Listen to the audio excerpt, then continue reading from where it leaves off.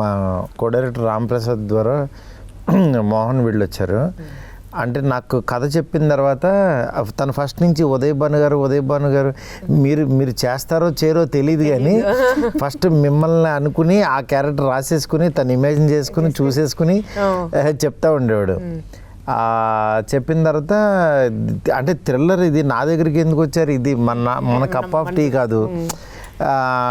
సరే అంటే ప్రమోట్ అయితే చేయగలుగుతాం, కానీ రిస్కీ జోనర్ ఇది తెలుగులో ఇలాంటి జోనర్లో చాలా తక్కువ వాడతాయి.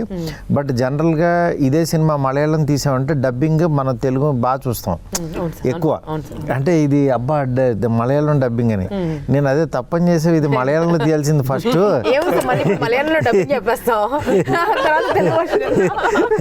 అప్పుడు తెలుగు వర్షన్ ఇంకా అసలు మనం ఇంకా చాలా ఎగ్జైటింగ్గా చూస్తాము.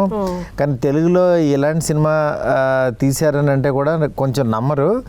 బట్ డెఫినెట్గా ఈ సినిమా అయితే రీచ్ ఉంటుంది అని చెప్పి, దాని తర్వాత మరి బడ్జెట్ అవుతూ చూసుకున్నారా అంటే వాళ్ళు చాలా కాన్ఫిడెంట్గా ఉన్నారు.